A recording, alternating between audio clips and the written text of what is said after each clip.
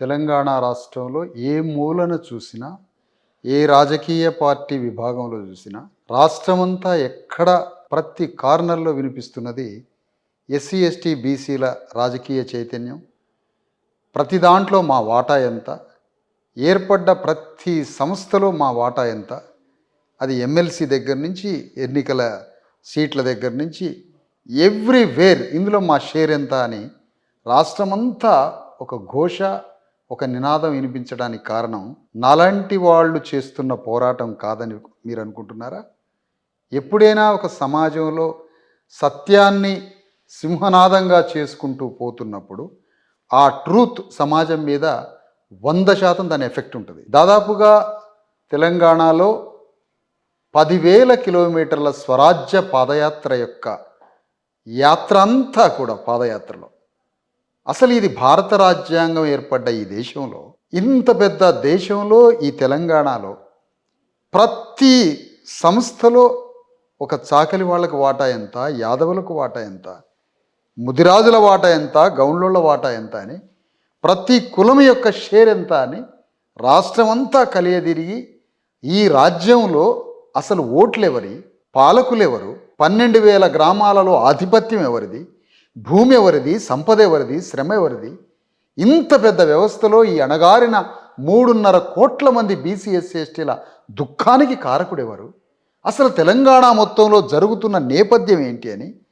గడప గడపకు తెలంగాణ అంతా స్వరాజ్య పాదయాత్రలో నినదించిన ఆ సింహనాదమే ఈరోజు తెలంగాణ అంతటా బీసీ వాదమని, ఎస్సీ వాదమని, ప్రతి దాంట్లో అణగారిన వర్గాల వాటా ఎంత అని మాట్లాడుకోవడానికి గల కారణం మా స్వరాజ్య పాదయాత్రే దాంట్లో సింహభాగం అని సగర్వంగా చెప్తున్నాం.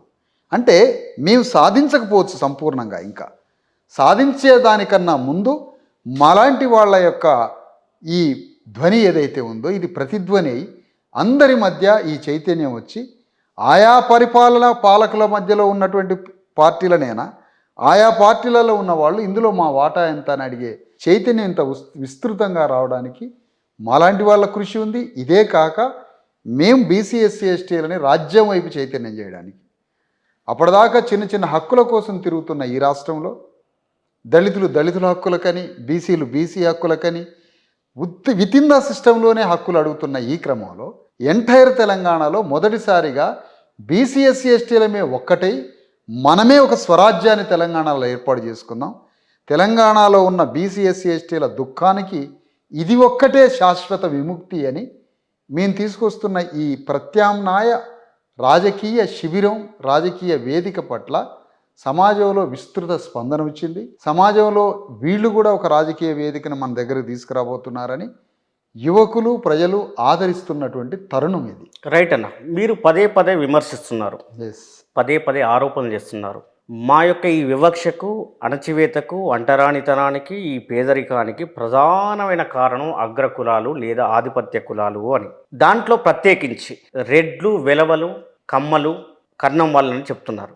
వాళ్ళు చెప్తున్న మాట ఏంటంటే, మాకు అవకాశం వచ్చింది, మేము అధికారం అనుభవిస్తున్నాము, తద్వారా ప్రజలకు సేవ చేస్తున్నాము, వాళ్ళ ఓట్లు వాళ్ళు వేసుకొని వాళ్ళ అధికారంలోకి రావడాన్ని మేము వ్యతిరేకించట్లేదు కదా, రాజ్యాంగబద్ధంగానే పార్లమెంటరీ విధానంలోనే మేము పరిపాలిస్తున్నాం కదా, మేము సేవ చేస్తున్నాం కదా అంటున్నారు. దానిపైన మీరేమంటారు? ఒకటి ఏంటంటే మురళి, ఇక్కడ ప్రధానంగా 2 విషయాలు. నీకు అవకాశం వచ్చింది కదా అని నువ్వు రాజ్యాంగబద్ధంగానే పరిపాలించాలి కదా. ఎస్, నీకు అవకాశం వచ్చింది. నీ అవకాశం ఎట్లా వచ్చిందో కూడా చెప్తాం. అణగారిన వర్గాలైన 90% ప్రజలకు నువ్వు మందు పోయలేదా, పైసలు పంచలేదా, మాయమాటలు చెప్పలేదా, బెదిరించలేదా, లొంగ తీసుకోలేదా? లొంగ తీసుకున్నావు, బెదిరించినావు, ఎమోషనల్ బ్లాక్మెయిల్ చేసినావు, పైసలు ఇచ్చినావు, మందు పోసినావు. గ్రామాలలో భూమి, రాజ్యం, సంపద వాళ్ళదై వాళ్ళ ఆధిపత్యంలో గ్రామాల్లో అమాయకులైన 90% మంది ప్రజల్ని సోషల్ టెర్రరైజ్ చేసి, ఎమోషనల్ బ్లాక్మెయిల్ చేసి, 10, 100, 50 ఇచ్చి, అప్పులిచ్చి, బెదిరించి, అన్ని రకాలుగా లొంగ తీసుకొని నువ్వు రాజకీయం చేసినవా? ఒక్క పైసా ఖర్చు పెట్టకుండా నీ సిద్ధాంతం చెప్పి నువ్వు పార్టీ దగ్గర, ప్రజల దగ్గర ఓట్లు తీసుకున్నావా? అంటే నీవు రావచ్చు రాజ్యానికి, కానీ నువ్వు రాజ్యానికి రావడంలో ప్రజాస్వామ్య పద్ధతులు పాటించినవా, అప్రజాస్వామ్యంగా రాజ్యానికి వచ్చినవా? ఉదాహరణకి 119 అసెంబ్లీ సీట్స్ ఉన్నాయి కదా, దీంట్లో ప్రజల యొక్క జనాభా 90% బీసీ ఎస్సీ ఎస్టీలు ఉన్నప్పుడు నీకు అధికారం ఎవరిచ్చారు? ప్రజలే ఇచ్చారు. అదే మీరు ఎవరైతే బీసీ ఎస్సీ ఎస్టీలు అంటున్నారో వాళ్ళు ఓటు వేసి వాళ్ళు ఇచ్చారు కదా అన్నప్పుడు నీ అణగారిన వర్గాల నీ అగ్రకులాల జనాభాకి తగ్గట్టుగా నీకు పరిపాలించే హక్కు లేదు. అణగారిన వర్గాల యొక్క సింహభాగం 90% ఉన్నప్పుడు నువ్వు అధికారాన్ని పెత్తనం చెలాయించే అధికారం నీకు ప్రజలు లొంగ తీసుకొని వాళ్ళని అమాయకుల్ని చేసి నువ్వు వచ్చినావు తప్ప నిజంగా సత్యానిగా మాట్లాడితే 5% లేని రెడ్లు, 1% లేని వెలమలు, 1% లేని కరణాలు, 1% లోపున్న కమ్మకాపులు వీళ్ళందరూ కలిస్తే 10% లేరు కదా. కాబట్టి మేమేమంటున్నామంటే మిమ్మల్ని ఏదో సింహాసనం కాడికి వచ్చి గల్లాబెట్టి గుంజి అవతలేస్తామని మేము అనట్లే. మేము చెప్తున్నది అదే, మీ లోపాన్ని మిమ్మల్ని దోషిగా సమాజంలో పోర్ట్రేట్ చేస్తూనే ద సేమ్ టైం మా ప్రజలను ఆర్గనైజ్ చేసుకుంటున్నాం. నిన్ను తిట్టుకుంటూ మేము కూర్చోవటంలే, జరిగిన అన్యాయాన్ని ప్రజలకి వివరిస్తూ ప్రజల్ని చైతన్యపరుస్తూ వాళ్ళని విముక్తి చేస్తూ వాళ్ళలో మానసిక విప్లవాన్ని సృష్టిస్తూ మనమే బీసీ ఎస్సీ ఎస్టీలో లొంగకుండా మోసపోకుండా వాళ్ళు పోసే మందుకో పైసలకో వాళ్ళ మాటలకో లొంగిపోకుండా మనకంటూ ఒక తత్వం ఉంది, మనకంటూ ఒక ఫిలాసఫీ ఉంది, మనకంటూ ఒక సంస్కృతి ఉంది.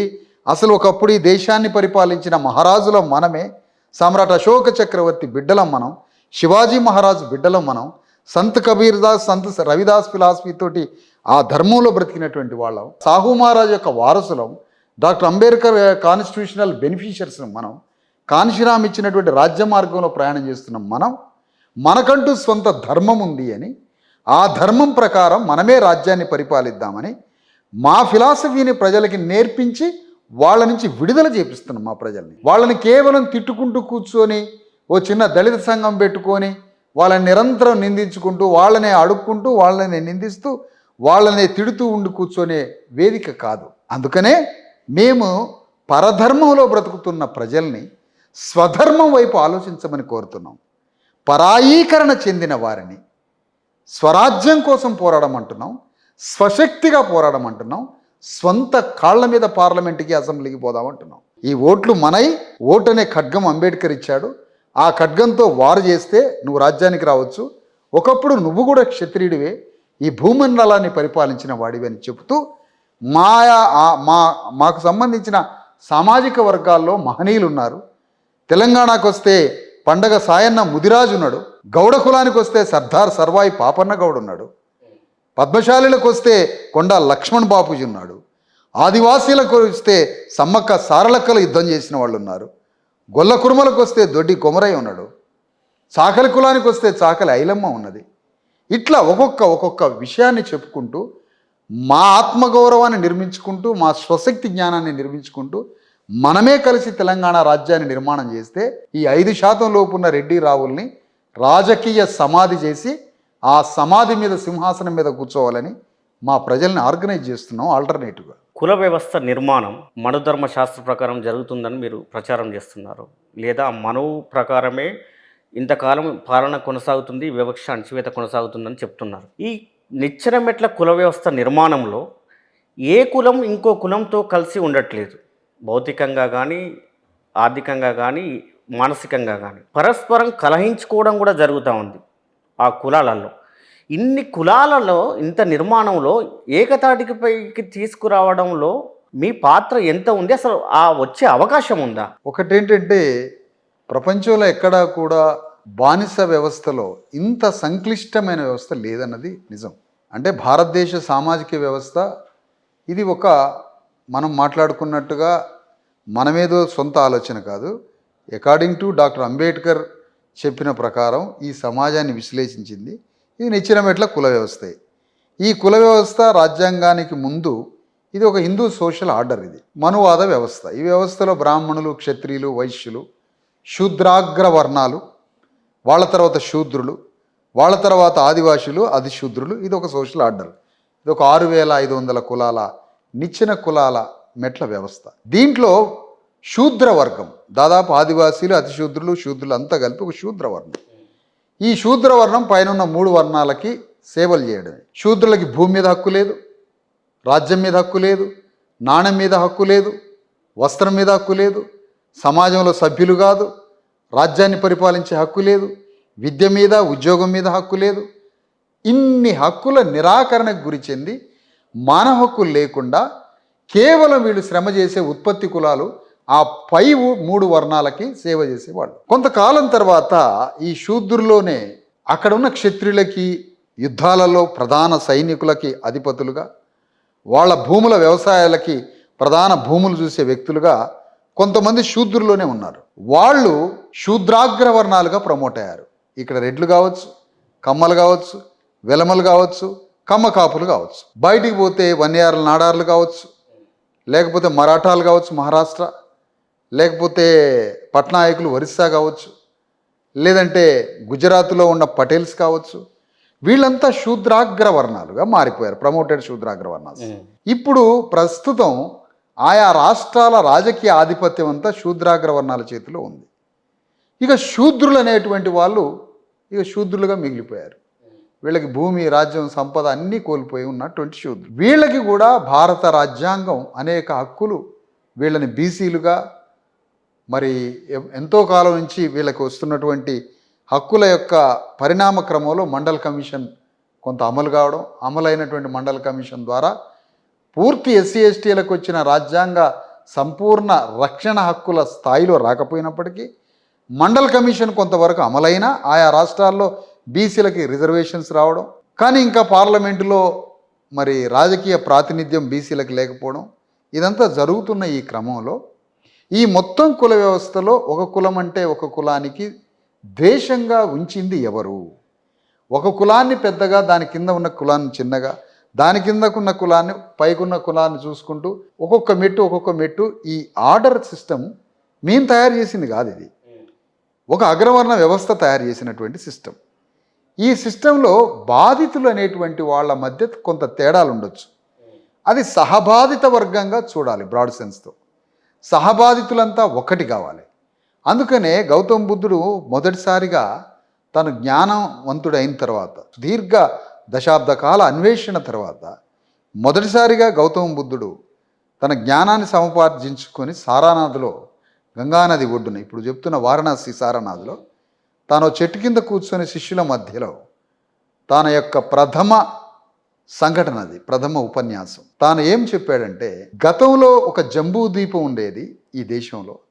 ఆ జంబూద్వీప విలువల్ని పునర్జీవింప చేయడానికి బహుజన సమాజం అంతా ఒకటి కావాలన్నాడు. అంటే ఖాయం చేసిండు పీడిత సమాజం మొత్తాన్ని బహుజన సమాజంగా. బహు అంటే ఎక్కువ సంఖ్య ఉన్న ప్రజలు అని అర్థం. బహుజనులు అంటే ప్రజలు. మరి పాలకులు ఎవరు? బ్రాహ్మణ క్షత్రియ బనియా వర్గాన్ని పాలక వర్గంగా చెబుతూ దీన్ని బహుజనగా ఖాయం చేస్తూ, గతంలో ఒకప్పుడు బ్రాహ్మణీయ మనువాద విలువలకి ముందు ఈ దేశంలో జంబూద్వీపం అని ఉండే, దాని విలువల్ని పునరుజ్జీవింపజేద్దాం అంటాడు. ఇది ప్రపోజ్ చేసింది గౌతమ బుద్ధుడు. ఆ విలువల యొక్క కొనసాగింపులో నుంచి వచ్చిన మొట్టమొదటి రాజ్యమే, బుద్ధుడి ఫిలాసఫీతో వచ్చిన రాజ్యమే సమ్రాట్ అశోక చక్రవర్తి రాజ్యం. ఆ రాజ్యంలో అప్పటి వరకు వర్ణ వ్యవస్థ ఉన్నది, కుల వ్యవస్థగా కూడా ఇంకా రాలే. అంటే ఒక 4 వర్ణాలే ఉన్నాయి. ఇక సమ్రాట్ అశోక సింహాసనం ఒక 150 ఏళ్ల ఆ రాజ్యం యొక్క కొనసాగింపు తర్వాత మళ్ళీ కుల వ్యవస్థ తయారైంది, మనువాద చట్టాలు వచ్చింది. ఇప్పుడు ఈ కుల వ్యవస్థలో బీసీలు, ఎస్సీలు, ఎస్టీలు వీళ్ళకి ఇంతకాలం తర్వాత మళ్ళీ రాజ్యాంగ హక్కులు వచ్చి, ఈ రాజ్యాంగ హక్కుల ద్వారా బెనిఫిట్ అయినటువంటి లాభపడిన విద్యావంతుల వర్గాన్ని ఒక్కటి చేసి, ఆ విద్యావంతుల వర్గం చేత బీసీ, ఎస్సీ, ఎస్టీ సమాజం మొత్తాన్ని ఆర్గనైజ్ చేసి, మనకి ప్రధానంగా కావాల్సింది మనం ఈ రాజ్యాన్ని అందుకోవాలి. ఈ రాజ్యాన్ని అందుకోవాలంటే మనకి ఆల్టర్నేటివ్ పాలిటిక్స్ కావాలి. ఇప్పుడున్న రాజ్యాలు, ఇప్పుడున్న పాలక వర్గాలు ఏవి కూడా కింది వర్గాలకు ప్రాతినిధ్యం వహించే పార్టీలు కావు. ఇవన్నీ పై వర్గాలకు ప్రాతినిధ్యం వహించే పార్టీలే.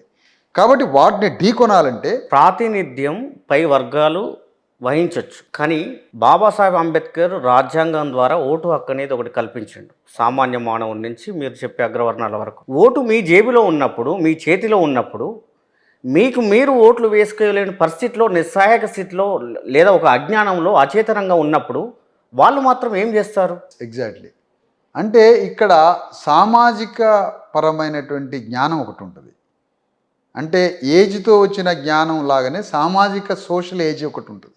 సోషల్ ఏజ్ అంటే సామాజిక వయస్సు. సామాజిక వయసు లేదు మాకు. ఎందుకు అంటే మాకు మొన్నటిదాకా అసలు విద్య లేదు, మొన్నటిదాకా సమాజంలో ప్రవేశమే లేదు, విద్య లేదు, సోషలైజేషన్ లేదు, భూమి లేదు, నాణ్యం లేదు, కల్చర్ లేదు, ఆల్టర్నేటివ్ ఏమీ లేదు. లేనప్పుడు సామాజికంగా మా కెపాసిటీ ఎంత? మేము బానిసలుగానే బతికాం కదా.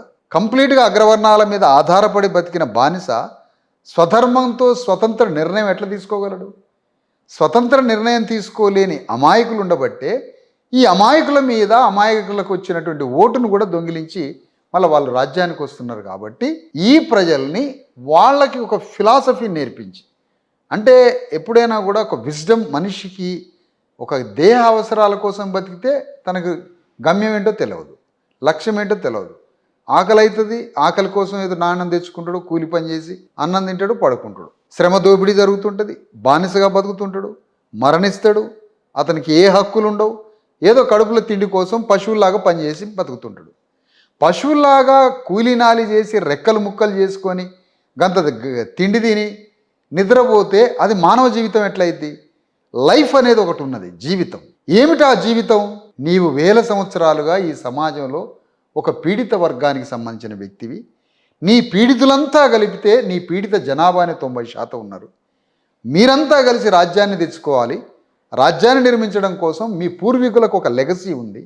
ఆ లెగసీని కంటిన్యూ చేయడమే మీ ధర్మము.